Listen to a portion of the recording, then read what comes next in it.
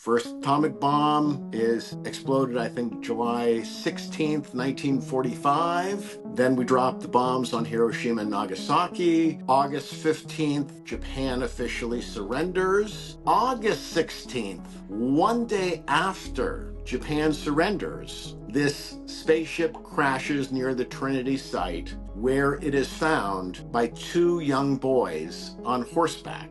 One of the military guys comes out years later and very publicly says, "We told the public garbage. We didn't show them the real stuff." The UFO sightings that culminated in sightings over Washington, D.C. And reading the stuff from 1952 was fascinating because it didn't seem like the official stories had changed much. You know, you had Air Force personnel saying, yes, we saw these things on radar. We sent pilots up. They saw things. They eluded us.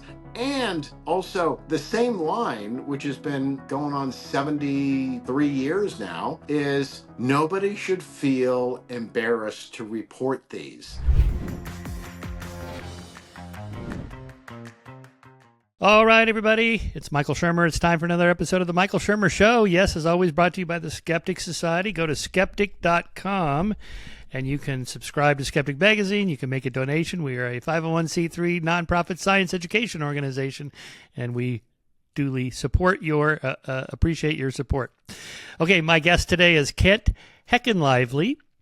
Did I pronounce that right? I forgot to ask you before we came on. Who's an attorney, science teacher, and a New York Times bestselling author. His books have covered a range of topics such as scientific fraud. We're into that too. Bias at Google, Facebook, and CNN. What? I had no idea. And formerly Twitter, also now X. If there's a bias, it's a different bias. Anyway. Promising medical therapies, so he's skeptical of some of those, as are we. And behind the scenes look into COVID-19 task force. Here's his new book. It's called Catastrophic Disclosure, The Deep State, Aliens, and the Truth. Okay, I have a book coming out called The Truth, Kent, so I'm interested in the truth. But why catastrophic disclosure? You're talking about disclosure of aliens. What would be catastrophic about that? It's a great question, Michael, but first I was hoping we could do a little bit of a detour at the beginning of the show. As we're getting into 2026 and we need to have respectful discourse, I was hoping that you would join me in reviving an ancient tradition of the honorable enemy or honorable opponent, because I am quite a fan of yours. Oh, look at that! Well. You have and my I want your audience to know nice. that. Okay, all right. You're an honest person. We may come to different conclusions, but I think we can probably agree on the strength or weakness of certain evidence. Well, that's what it should be. Here's kind of how I take the big picture on this issue. This is how I open my truth book. That whether or not there is a God, I know for sure I'm not God, and I know you're not either. So yeah. None of us are omniscient. So nobody knows anything with 100% certainty. So there's always going to be some degree of uncertainty there. The world there is an objective reality. We can know something about it, but not 100%. Confident. So we're all operating somewhere in a Bayesian 1% to 99% range. And so on any particular issue, I just do the best I can to kind of set out my priors. This is what I know and think at the moment. So this is my credence. I'm 60% confident this is true, or 90% or whatever. And then you can lay yours out, and then we can just kind of go back and forth as to, well, why is it you are at this level and not this level or whatever.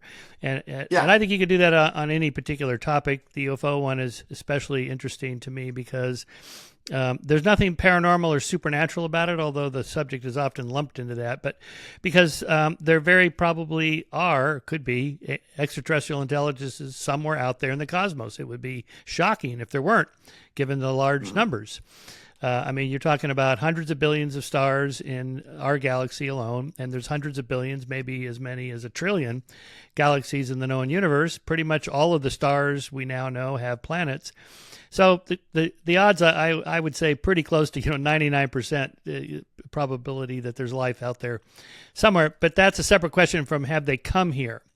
And and so we don't know for sure either one. I mean, the SETI scientists have never received a signal, right, of a prime number sequence or whatever it would be. They don't know. They're still looking. And the UFO people, have yet to show us. I mean, they have lots of stories and accounts of people who saw the aliens or touched the alien spaceship or whatever right there in the halls of Congress. It's like, oh, right. right, Okay. Well, I could tell you in a skiff. I can't tell you here, but I can tell you in a skiff. Yeah. Okay. But, right. but does that ever happen? No. How come? All right. You must be as frustrated as I am. Like, come on, show us. To get to your question, what made me write the book Catastrophic Yeah. Disclosure? So, first of all, I've never seen a UFO. I'm not an experiencer. Okay. So, nothing paranormal in my life. I do confess to a recreational interest in the field. And so, documentaries or books would come out. I'd read them. I'd try to assess, is it credible, not credible. Um, but in June of 2023, when there were hearings in front of Congress with David Grush and Ryan Graves and David Fravor, that really made me sit up and pay attention because since I've written about Congress before, I know that they don't just let anybody go and testify in front of Congress. So while Congress could not have vetted the stories about their alien encounters, they certainly vetted that these people, who were they claimed to be? And luckily, I had a friend in the UFO community, our mutual friend, Michael Mazzola. And so I called him up and I said, Michael, what is going on here? And he said, well, behind the scenes, we're all hearing this story that they're going to have controlled disclosure, and they fear this thing called catastrophic disclosure. And I said to myself, as a writer, I love words, Yeah. and I love words that like pull strings, and so I said, what the heck is catastrophic disclosure? And he said, okay, there's going to be this game played for the next couple years, which is all these people are going to come out and said, we saw aliens and we saw spaceships and we don't know what they're doing. They're buzzing our nuclear sites. It's a threat to us. And that's going to justify increased defense spending to the defense contractors. And I said, well, okay, so what's your thinking on what would be catastrophic? And he said, the game is we've developed a lot of these technologies. Now, I can't tell you whether it's reverse engineered or, maybe they followed Tesla stuff or some crazy physics stuff. But the claim is that we have a lot of technology that we've developed that would displace the current oil petro economy and lead to a world of abundance, lead to a world of freedom. And I just thought, well, that's really an interesting premise. And I really felt that I didn't understand the UFO story because before you believe something, you have to have a clear narrative. And the narrative that I picked up didn't make a lot of sense to me. For example, what didn't make sense to me was this idea that these aliens got panicked when we blew up the first atomic bomb in July of 1945. And it took them 2 years to get to us in July of 47 with Roswell.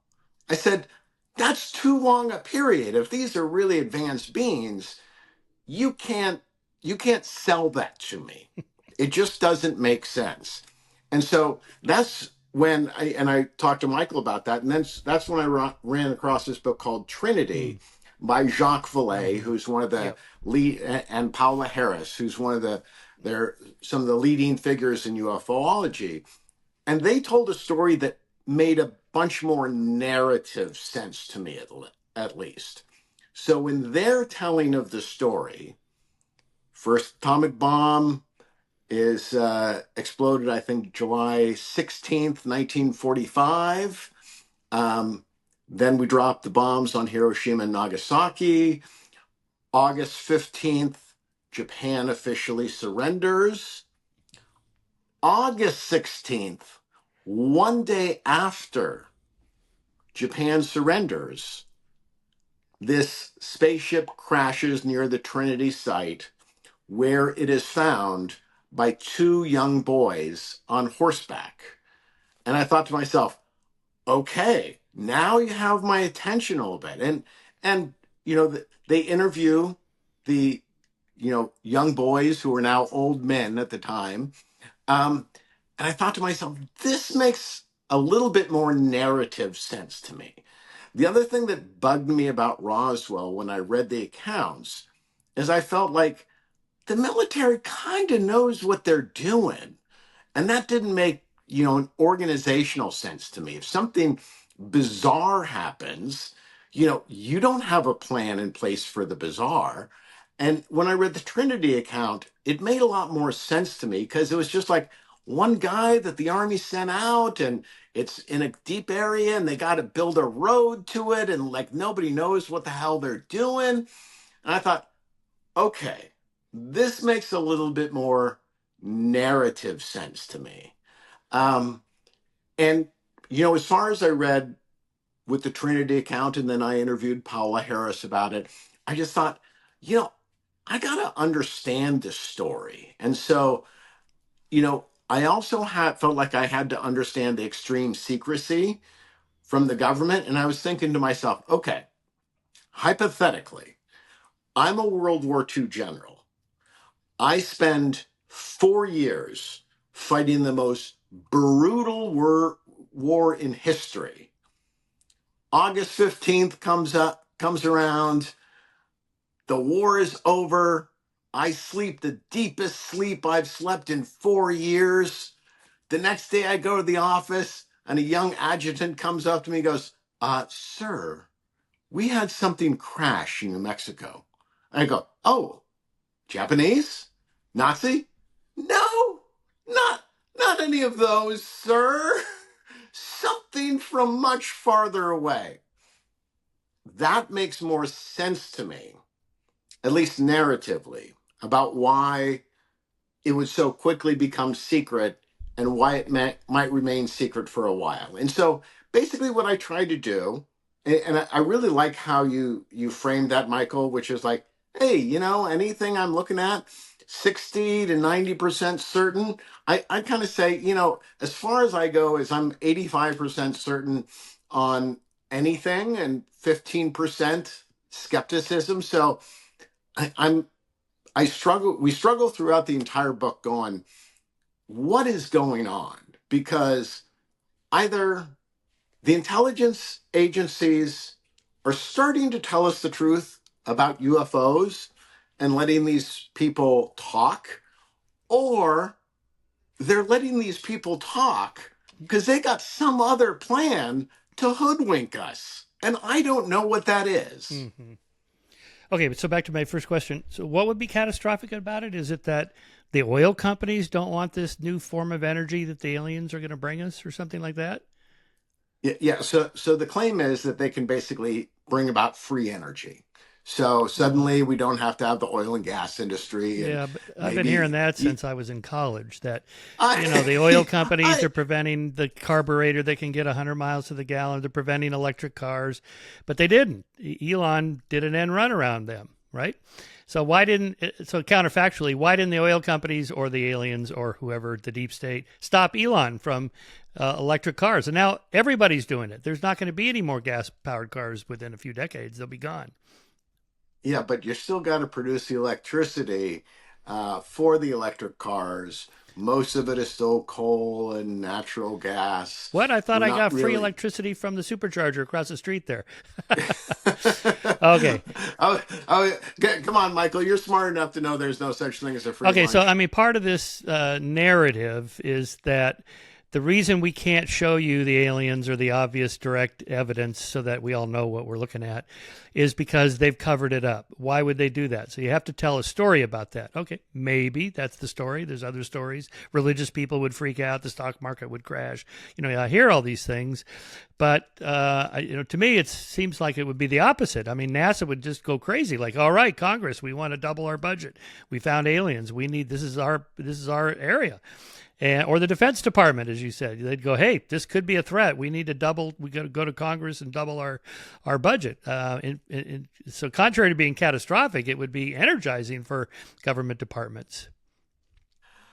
It's a great point. And, one of the things that I kept running across in the story, Michael, is that it seems that there are people who are genuine witnesses and, for lack of a better way of phrasing it, are acting in good faith.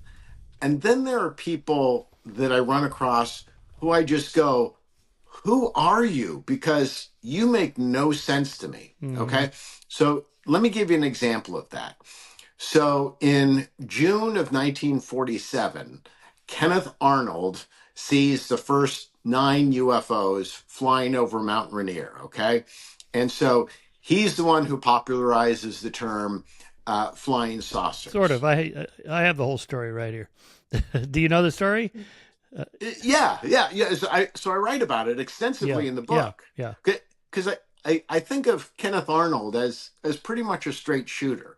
But 2 days before, there's a really bizarre set of circumstances which happen, which is supposedly 7 or 8 of these craft are observed by a guy named Harold Dahl, who's working in the waters off of Washington, and what he claims is that one of the craft appears to be in trouble.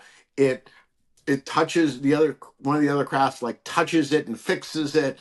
It releases a whole bunch of slag and falls on the beach, kills his dog, and they report this to the army and everything. And there's this curious character named Fred Chrisman who Harold Dahl reports it to, and and and Dahl says that Chrisman is his like commander, and I keep trying to struggle out who the heck is this guy, Fred Chrisman? Well, he's involved in the story. So basically, Harold Dahl, Fred Chrisman, Kenneth Arnold all started investigating UFOs. Supposedly, this goes to the FBI. Hoover is trying to make sense of this story. And Fred Chrisman is just a whack job of some sort that I can't figure out. Because literally, in 1947, this Fred Chrisman is hooked up in the first major UFO story, right? Well, in 1968, Jim Garrison, who's investigating the Kennedy assassination, focuses on him as one of the plotters. And I'm thinking to myself, okay, this is all documented. This is nuts. Fred Chrisman also is friggin' bizarre because in 1946, these crazy science fiction magazines, Analog, are talking about all these UFO aliens, gun battles underneath the surface of the earth. And Fred Chrisman is writing nasty letters to the fantasy magazine saying, "Why are you talking about this? Don't you know this is all real?" And I'm saying to myself, look, there are people who seem like they're trying to figure out what the heck is happening, and there are other bad actors involved in the story who I can't make sense of. Are they evil? Are they stupid? Are they just Well, psycho? I Jim don't know. Garrison, I wouldn't trust him too much. I mean, he was the basis of Oliver Stone's film JFK, and he managed to get the one and only trial about the Kennedy assassination, and it was thrown out in a matter of 2 hours or whatever. There was just nothing to that. But let me just read you about Kenneth But Arnold here. but think about it. Think about it, Michael. Okay, Out of like 200 million people in the country at that time, why is one of the guys that Jim Garrison picks this Fred Chrisman? I don't know, but Like the odds of it are just spectacular. pick him for. Okay, I sort of lost the thread there. Let's go back to Okay. June 24th, 1947, when a man named Kenneth Arnold was flying his private plane over the Cascade Mountains in Washington state when he saw 9 shiny objects moving quickly across the sky. Arnold initially described them as flying like geese in formation, his quote, which is what he probably saw. I've seen that myself. But then later added that the objects were crescent shaped, his quote, and that they, quote, moved like a saucer would if you skipped it across the water, close quote. An Associated Press AP story about the incident then misquoted Arnold as describing what he saw as flying saucers. Later, Arnold complained, they said that I said that they were saucer-like. I said they flew in saucer-like fashion, close quote. But like most corrections of the media errors, this one also flew under the public's fact-checking radar. So even that, the whole flying saucer thing. Okay, there we go. Yeah. Well, I mean, again, artist rendition, not a photo. Yeah. And this is part of the Well, problem yeah. with all of this story. It's almost always artist rendition. The few photos we have, they look like hubcaps thrown in the air, or they look like grainy photographs, blurry. Again, so here's my complaint about this. What would it take for me to say 100%, 99%, they're aliens? The Chinese spy balloon story. We don't have to have any artist rendition of the Chinese spy balloon. We don't have to know what the credentials are of the pilot that shot it down. None of that matters. We know it's real. Everybody said it's real. The media all covered it. The president, Department of Defense, the Pentagon, they all said, yeah, it was real. It penetrated our airspace. We shot it down. Here's the debris in the ocean. We got it. It was the Chinese. Boom. End of story. That's what it would take for me. Why can't we get that for these stories? Okay, let me ask you this question. So, in putting together catastrophic, first of all, I agree with you. Uh, Evidence sucks.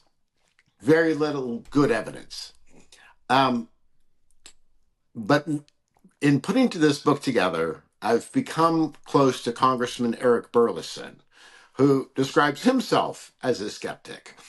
And he released the video of the Hellfire missile off the coast of Yemen, which was fired at some unidentified object. And so, one of the things that I have asked the question about is how likely is it that one drone with its sensors will lock onto a target? How likely is it that a second drone will lock onto that target? How likely is it when that drone fires a Hellfire missile, which has its own sensor to guide it to the target? It guides it to the target, and for some reason, it doesn't explode. What's the explanation for? I don't know. Some technical mishap. I don't know, and I'm searching for Okay, it. I see where you're going with this. Okay, so the idea, let's go back to the aliens intervening in our nuclear affairs for whatever reason. I mean, of course, this, as you know, is the plot of the 1951 film, The Day the Earth Stood Still, where, Klaatu the alien comes to Earth to warn us about our nuclear program. Okay, so, it's a classic science fiction, is it real? Okay, well, counterfactually, okay, so they were there. They weren't there in time to stop Trinity and Hiroshima and Nagasaki. But then why did the aliens allow us to build over 70,000 nuclear weapons all the way through the end of the 80s? And we still have over 10,000 between us and the Soviets, Chinese, and so forth. Why aren't they intervening? Where were they during the Cuban Missile Crisis? I mean, that was a close call. I mean, unless you want to attribute that to aliens, but I would give it to Kennedy for that one. Well, here's the thing, and I'm so glad you brought that up, Michael, because when there is a black hole of information, I feel it's so common that people will just default to their prejudices. And so in putting this book together, I felt like I needed to talk to some of the leading figures in UFOlogy, people like Danny Sheehan, the constitutional lawyer, Michael Schellenberger, the independent journalist, people like Stephen Greer. And, what's kind of interesting to me is that a lot of people will look at aliens as like our benevolent space brothers. That idea has come around. And I just found myself going, I'm not necessarily sold on that idea. And so I look at human history, so I ask myself, okay, what did the Europeans look like to the Native Americans when they first arrived? They seemed like gods.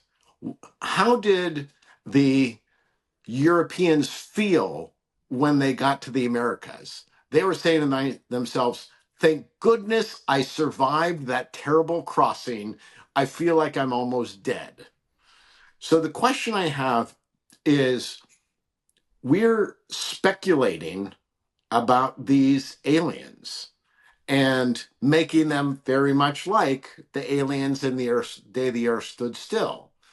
What if they're not? What if they've got a better technology than us, but it might malfunction just as often as ours does, just because, and I think about like being a Native American, seeing a man on a horse with a gun for the first time. It would seem magic to me. And so I'm really I'm speculating like crazy about the aliens, but I'm giving you a whole bunch of different narratives. Yeah, there's the Space Brothers narrative. They mean the best for us. I'm not sure. Maybe they're indifferent to us. I don't. But Kent, you're operating from the assumption we know there's aliens now. What are they like? We don't know that. Well, there may not be any aliens ever come to Earth. That's entirely possible. If you want to speculate what they're like out there, maybe a million light years away or something, okay. But they're not here. We don't know that they're here. No, I'm going to disagree with you on that, because if I was a lawyer prosecuting a murder case, at the same time I was thinking, okay, if this guy committed the murder, how did he do it? At the same time, in my mind, I'd be going, maybe he didn't do it. So okay, all right. I've got multiple narratives working in my brain. I'm 100% that this might be some sort of deception by the intelligence agencies for reasons I don't understand. Maybe what's the it? Goose this or it? This might be a deception. What's the this? Okay, so this group Arrow, Yeah. the Advanced Anomalous Research Office, is supposed to be the government's genuine look at UFOs, okay? In March 2024, they released their report on historical UFOs. Mm-hmm.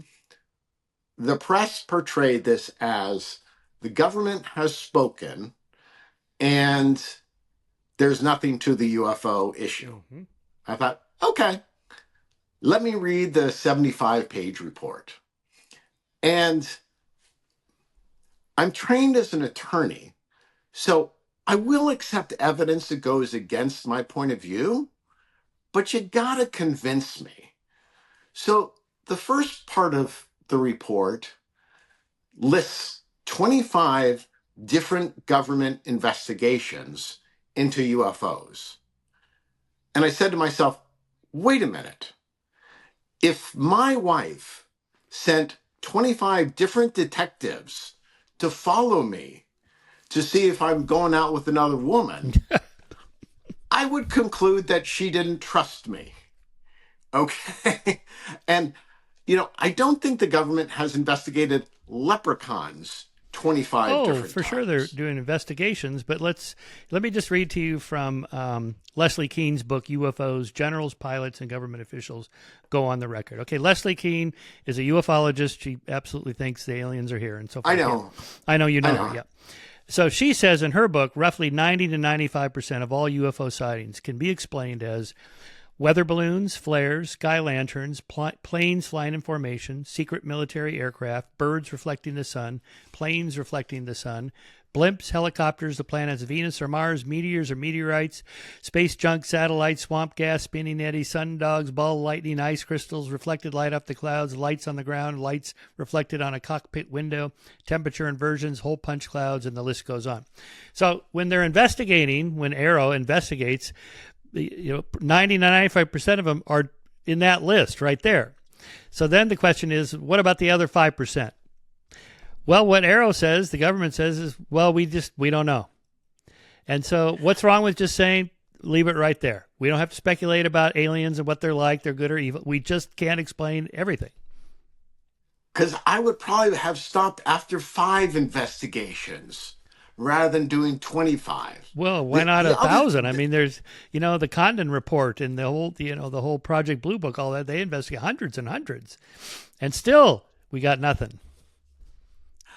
Well, and here's the thing that also kind of got me. So I kind of think, as you say, if it seems that the unexplained ones are simply we don't have enough good information to make a decision either way, then stop investigating, for God's sakes. Well, but on your side, their answer is that if something is penetrating U.S. airspace, that's the job of the Pentagon, the government, Department of Defense now, to find out what the heck is going on. Maybe they're Chinese, maybe they're Russian. Okay, I agree. Yeah, all right, fine. Yeah, let's figure it out. Yeah, well, the second part of the Arrow report that made me suspicious is they say, okay, here are 26 formerly secret government programs that we think could account for some of the UFO sightings. I thought to myself, oh, okay, I want to really read something. Number 1, the Manhattan Project. Now, I'm not a trained observer, but I think I could distinguish a mushroom cloud from a flying saucer. Well, I lost you there. What's the point there?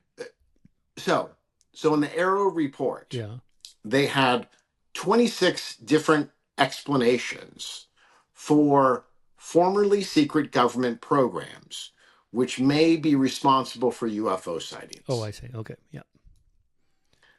Number 1 was the Manhattan Project. Okay, right. Yeah, gotcha. And I thought, you're insulting my intelligence when you tell me that I would mistake a mushroom cloud for a flying saucer. Who says that?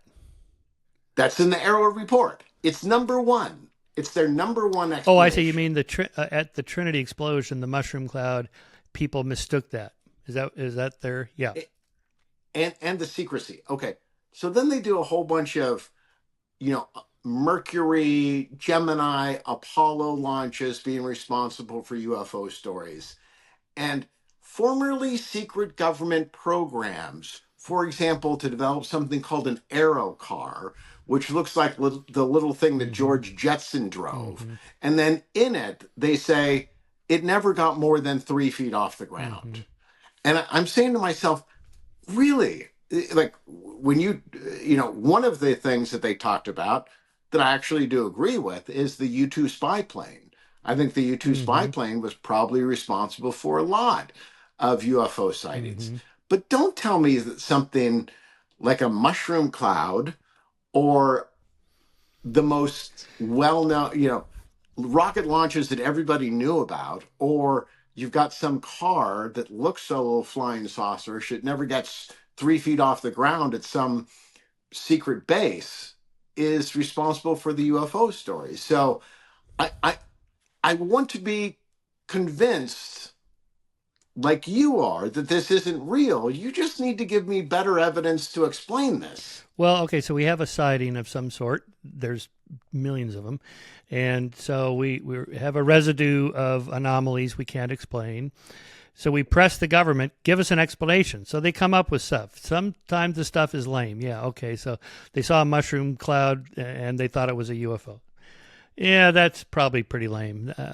Or the other report with Roswell and the bodies, because people said they saw these little bodies. So, and I think it was the '96 Pentagon report on Roswell that what they that Yeah. the So government was pushing out of high altitude balloons test dummy bodies, yeah. just to see what it was like to jump out of a balloon at 100,000 feet or whatever. And yeah, okay, maybe that's what people saw. That seems a bit of a stretch to me. I didn't buy that. The other one, the Project Mogul, that Roswell was the debris of these high altitude surveillance balloons that had recording acoustic equipment to listen to possible upper atmosphere tests of nuclear devices by the Soviet Union. Okay, so that's a real. Project Mogul was real, and most people think, yeah, some of the balloon debris could have been that. Could be. I mean, that picture you have a picture of it in your book, I think, of the Roswell debris, right? Let me pull that out of here. Yes. Yeah, here, Yeah. yeah, that's it. There it is. Yeah, I mean, it looks like balsa wood and tinfoil and tape. That's what it looks like, and that's what it was. So, I mean, if Well, but just to go back to the Roswell story, what I find interesting, and this is something that I genuinely want to raise with you, because I don't think I know the answer. So you look at this picture here, you say, okay, that's like it. But one of the guys, I think it was Roger Ramey, or no, I think it was one of the military guys, comes out years later and very publicly says, we told the public garbage. We didn't show them the real okay, stuff. well, that's possible. Yeah, sure. And one of the things that I wrestle with in the book is I say to myself, it doesn't seem to make people's lives better when they say they saw a UFO.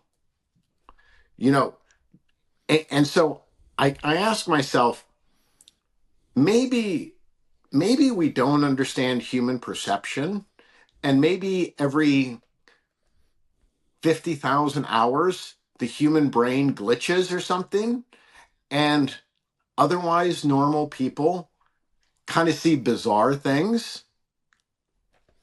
Maybe that's an explanation. That's something that makes at least a little bit of narrative sense to Okay, me. while we're on it, But so you have a picture of the stealth bomber, which is one of the coolest airplanes ever made.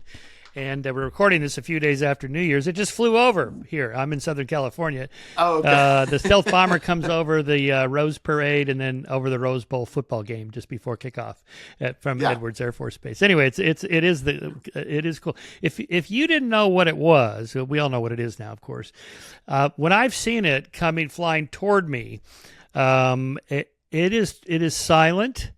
And the black doesn't really reflect anything. It's almost like a Okay. hole in the sky. It is pretty spooky. Now, of course, we know what the technology is, but if you didn't know, and it was 50 years ago, and you were looking at the U-2 spy plane or the SR-71 Blackbird, I mean, there's reports of commercial airline pilots at 30,000 feet going, oh my God, dude, look at that. There's this thing going, like 2,000 miles an hour, Yeah. 40,000 feet above us at 70,000 feet. That was the Yeah. SR-71 Blackbird. That looks kind of like a spaceship. Right. So I think a lot of these UAPs could be that the DARPA or, whoever, the Pentagon, somebody, just has the next generation of the stealth bomber that we don't know about yet. And that could be completely plausible. One of the things that I always like to do is I like to check my thinking. And so I like to talk to people whose intelligence I respect, but who may have different opinions than mine. And one of the most interesting things in putting this book together has been to talk to people like Tim Burchett, Congressman Tim Burchett, people like Congressman Eric Burleson, and to say to them, what do you think is going on? Are you happy with the level of cooperation that you've received from our military and intelligence officials? And uniformly, they are livid behind the scenes, because they say to me, look, Kent, if they brought me into a skiff and they told me what you're saying, which is, okay, it's not alien, It's really cool. It's 30 to 40 years advanced from what anybody would guess that we have. I would shut the hell up. Okay. And Yeah. I wouldn't do this. Yeah. And they said, but instead, we get brought into these skiffs. And I think this was the one thing that just kind of blew my mind when Burleson told me this. He said, okay, Kent, here's what happens when you're brought into a skiff. And he goes, here's why we're so angry about all this. So, first of all, we can't bring our phones. We can't bring a congressional staffer who knows more about the area than this subject than we do. We can't write anything. We can't talk about it afterwards. And he goes, so we get brought into the skiff and they say, okay, we're going to give you the really great information. And they give them some information and that they look at it and they go, oh, well, that's kind of interesting. Okay, maybe that's fine. Okay, thank you for showing us the secret stuff, guys. And then they leave the skiff, and the next morning it's in the New York Times, and it's obviously been an intelligence leak. And the question is that the congressman has these like, I've just signed a non-disclosure agreement for being in a skiff, which means I can't publicly comment about that garbage that just appeared in the New York Times that I was told is secret information. And so Congress is very, very upset that they feel they're being strung along. And, Yeah. for example, they want, after Grush testified in, the summer of 2023, they said, okay, let's get you into a skiff. Well, it took them like 14 months to get the approvals. And so somebody's lying in this story. And I have my suspicions about who and what it is, but it really is a black hole to me. And in putting this book together, I just wanted to kind of lay out the different narratives. So if you believe in UFOs, okay, fine. I tend to get in trouble with people who are strong believers. For example, two of the people who I interview extensively in the book who are big UFO guys, I said like, oh, okay, the book's coming out. So can you do a nice little endorsement of it? And they read it and they go, no, Kent, you're too skeptical about the aliens. You What? Really? don't impute you don't impute good motives to them. By the way, And I I'm have a like, question for you. So you have a picture of, here's a picture of you holding this book in the book. How is that possible? because sometimes they make a cover before Oh, they I do see. the You book. just put it over some other book. Okay, gotcha. All right. It was a minor point. Okay. On this picture here of the stealth bomber, okay, Yeah. you have a caption, many question whether this is an example of reverse engineered technology. Are you telling me that we don't have a proper history of the evolution of the jet engine and stealth technology and delta wings and so on from the 1940s all the way to present, that somewhere the aliens intervened and said, we're going to help you with that, with the, I don't know, the Messerschmitt jet that the Nazis made in 1945, all the way up till now that they're... I have no information on Okay. that. What I do have, and this is why in this area I'm looking for credible people. So like I spent a good amount of time with this guy, Oh, Corso. Colonel Philip Yeah, Corso, yeah. day after Yeah. Roswell. Okay. And it was fascinating to me because I remember when that book came out, and I cover the controversy about when the book came out because in the first edition of the book, the foreword was written by Congressman or Senator Strom Thurmond.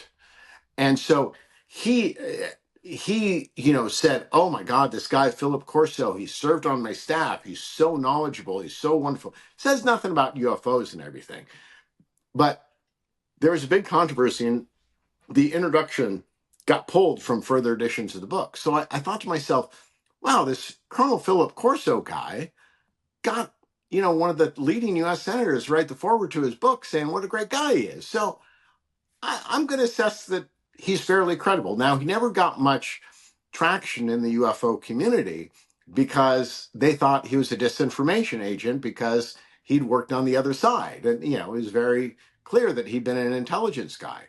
But I really love the book, and I quote from it extensively. And actually, Paula Harris, who ended up writing the Trinity book, befriended Corso later in his life and wrote about his experiences. But he was very kind of skeptical about whether these aliens were benevolent or not, or indifferent to us. And, so there's a part of me that when I read accounts like Corso's, which is like, we don't know what these creatures are.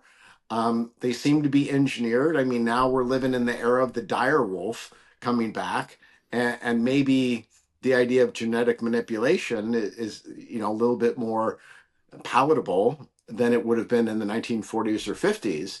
But I'm confused by all of this, because I try to identify reasonable people to go and research and find what they said, and then present it for the audience, and tell the audience that I don't know what the reality is here, but I know that across the spectrum, whether you're a believer or you're a congressional skeptic, the common belief seems to be something is being hidden from us. And from the congressman's point of view, and Burleson said this to me very expressly, we spend the money.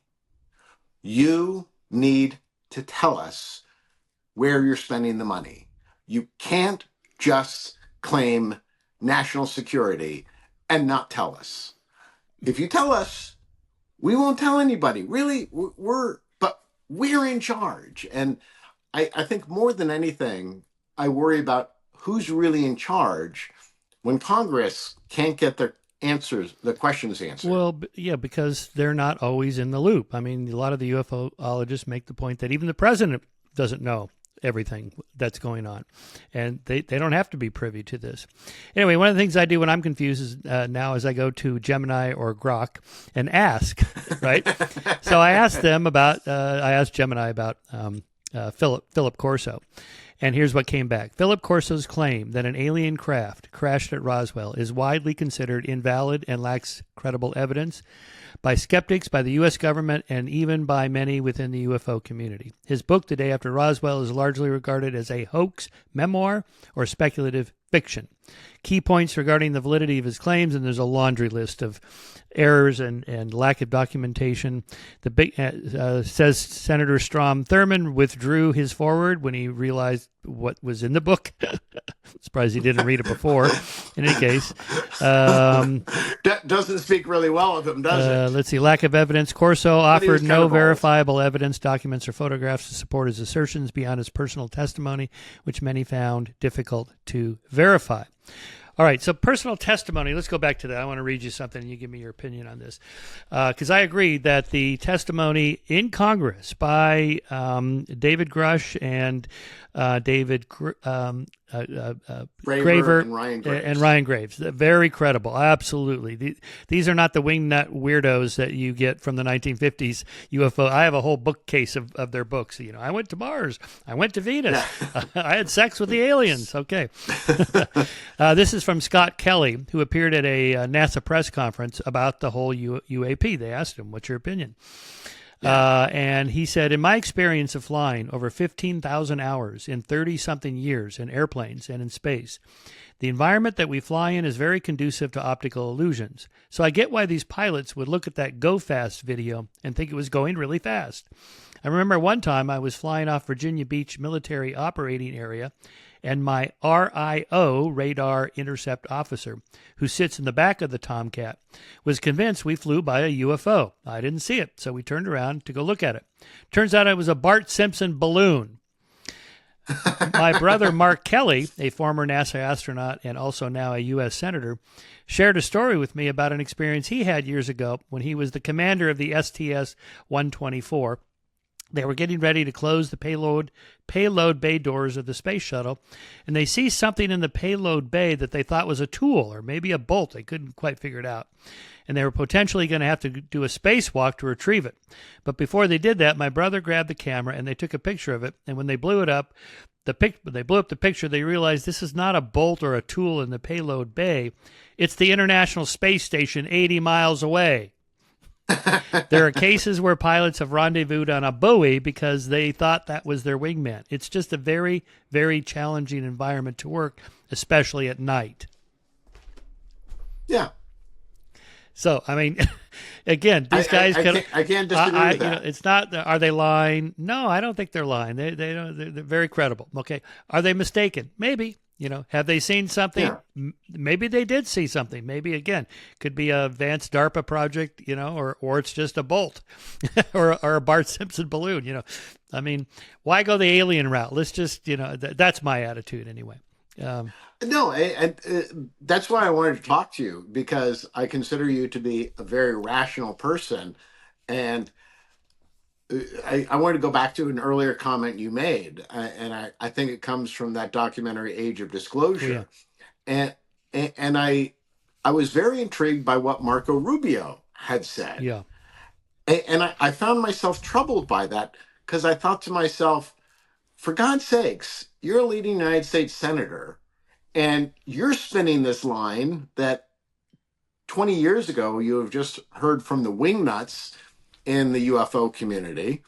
And now you're friggin' Secretary of State, and you know, you haven't disavowed your comments. You haven't said, oh no, the president is aware of everything. And so I find myself troubled, because I can't tell you what the truth is. Mm-hmm. I just know that it seems like some factions of our government are lying, and I'm trying to figure it out. Like I said, I'm trying to figure out, because one of the fears of many of the UFO believers is that the UFOs are not a threat to us, but our military and intelligence assets want to terrify us into thinking they may be a threat to justify additional military expenditures. And recently I went on Fox News to take the position against Harvard astronomer Avi Loeb that 3I Atlas was not an alien spaceship, but an interstellar comet. So here I am. It would be much better for my UFO book sales, if I said, yeah. Oh, you defended 3I Atlas as a comet. Oh, wow. Okay. I did. All right. Well, yeah. You know, I have a bet with Avi, $1,000 bet. Well, you should collect. Well, it's not just about 3I Atlas. It could be anything between now and December 31st, 2030. We set it at that far enough in advance. You know, because I've had this bet for years with, you know, I've been trying to get any of the ufologists to take me up on it. And they won't.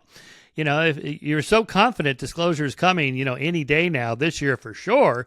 People like Stephen Greer say this all the time. He's been saying this since he founded the Disclosure Project in the 90s. Right, it's coming. Disclosure's coming. Okay, when's it coming? How about I got $1,000 that it's not coming, and they won't take me up on it. But Avi did. So the criteria is you have to have 2 of 3 institutions agree that it's extraterrestrial. It doesn't have to be 3I Atlas. It could be anything. And NASA, the National Academy of Science, or AAAS. Okay, so 2 of the 3. So if you've seen the head of NASA say, we are transparent. We're looking. We haven't found anything yet, but if we find aliens, we will let you know, right? And even Trump said that. Yeah, I know people that I trust that tell me, you know, the alien stuff is real, but I haven't seen anything myself. Okay, he could be honest. Maybe he hasn't seen it.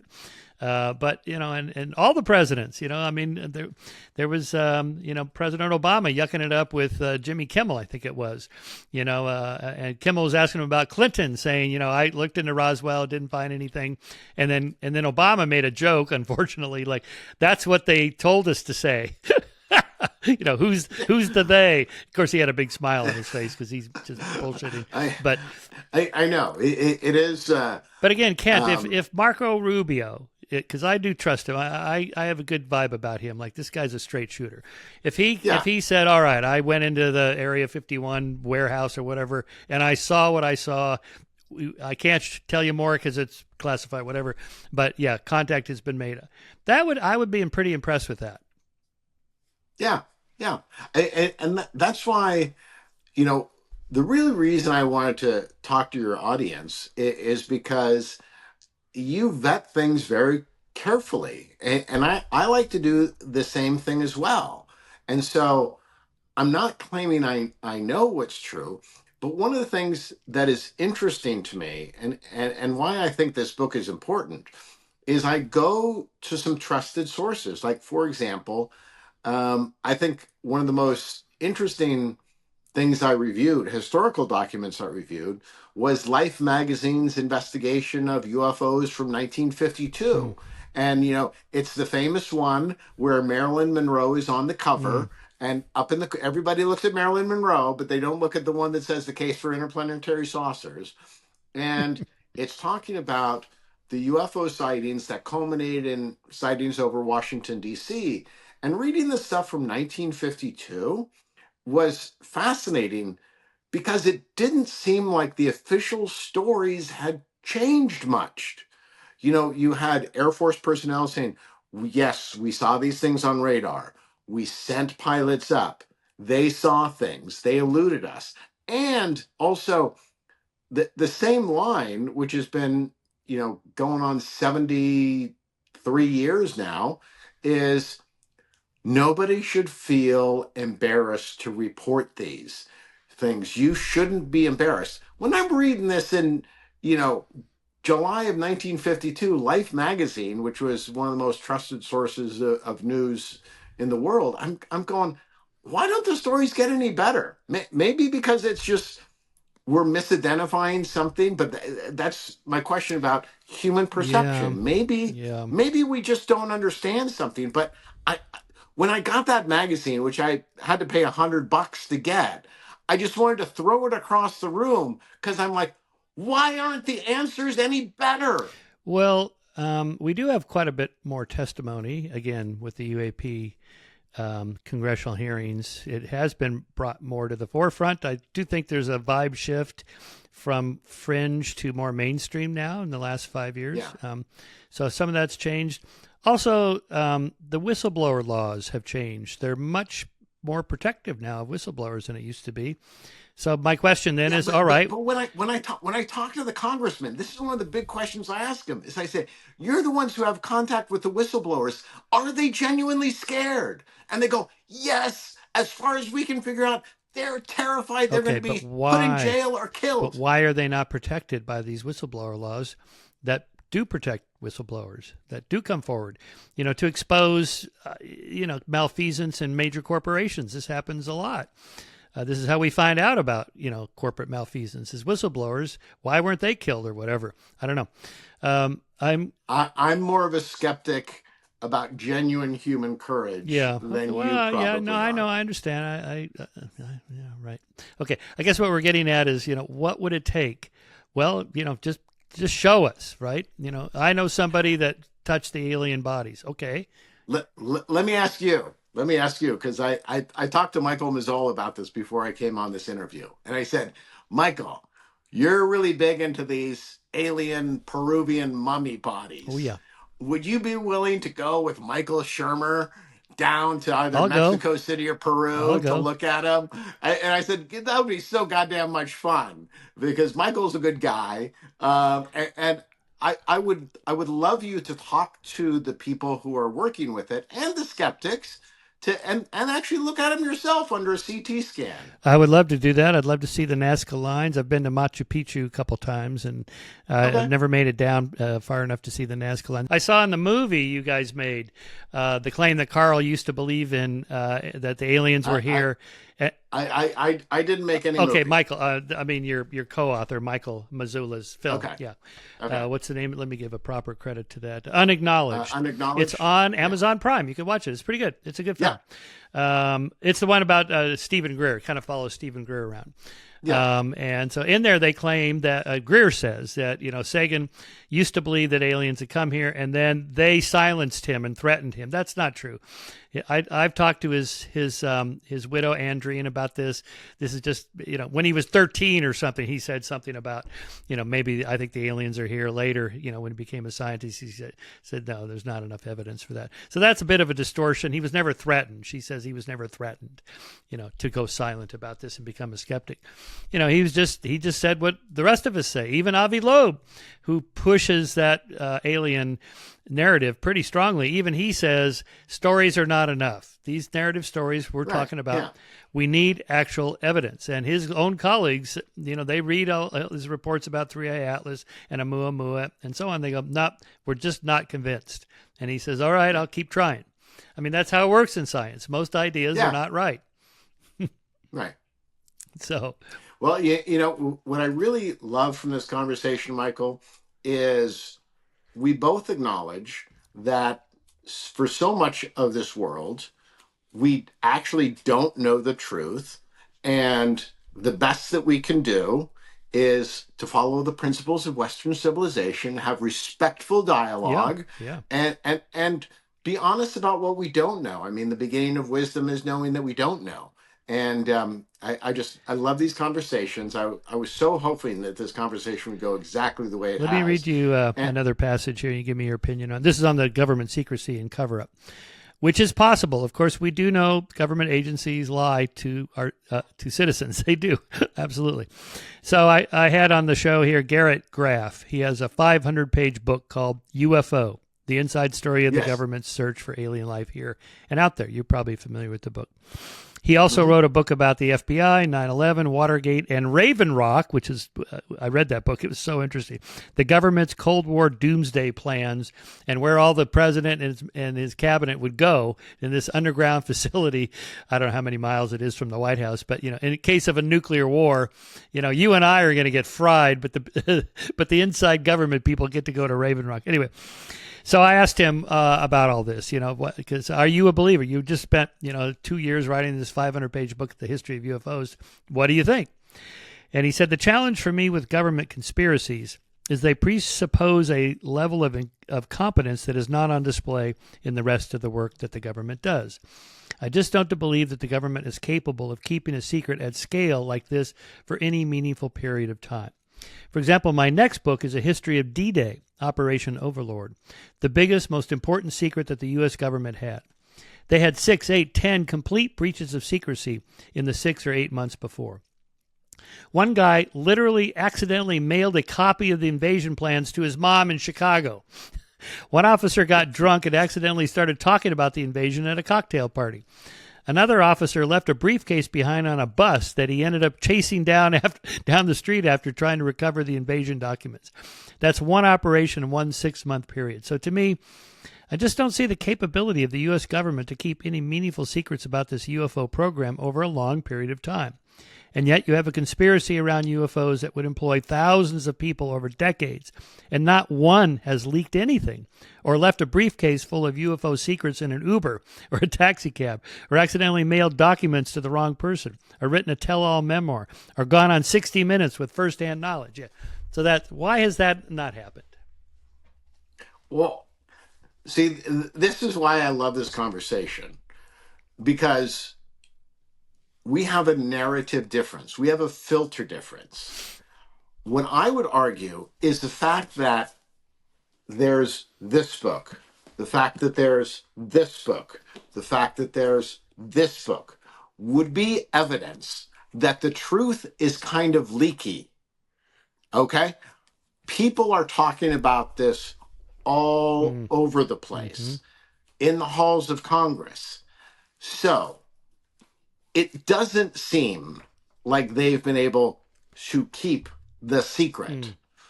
The most that could be said is that they have been able to keep the technology out of the hands of the public or the media.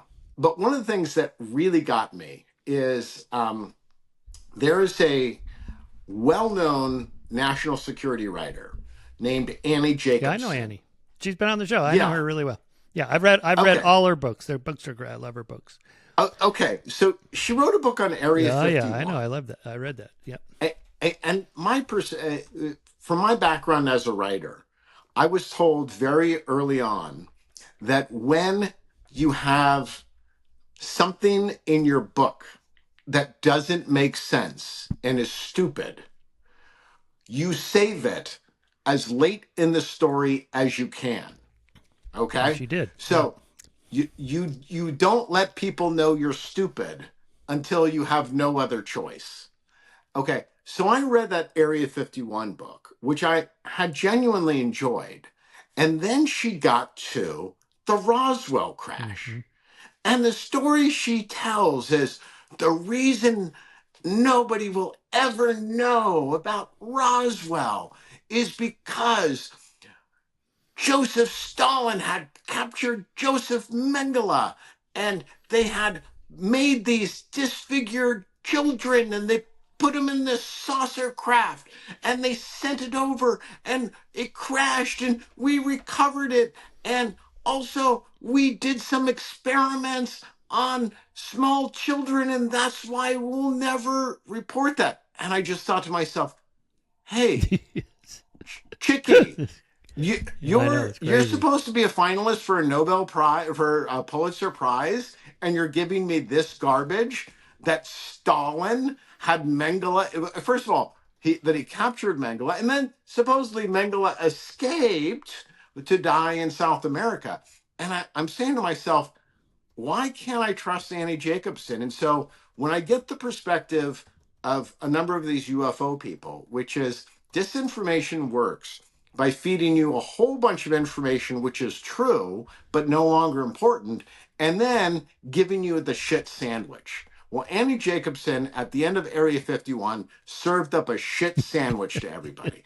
And when I watched her on Rogan, Yes. she did the exact same thing because Joe asked her that question right out of the freaking box, and she goes, "Oh, wait, I have to get to that." Yes. And she spends 2 hours, and then she gets to the shit sandwich about Stalin's flying saucers. Hmm.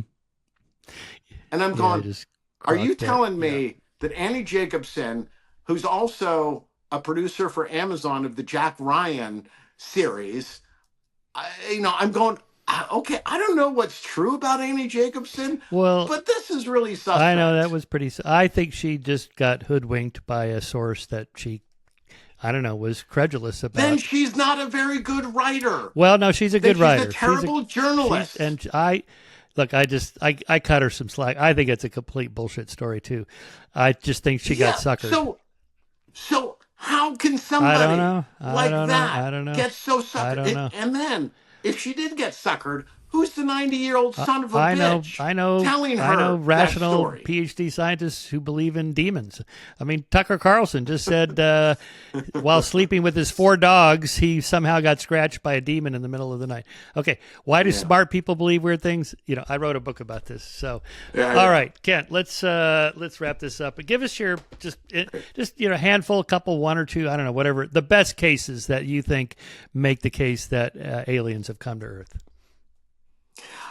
I think the best case that aliens have come to Earth right now, with the available evidence, is the Nazca tridactyl alien Oh, mummies. wow.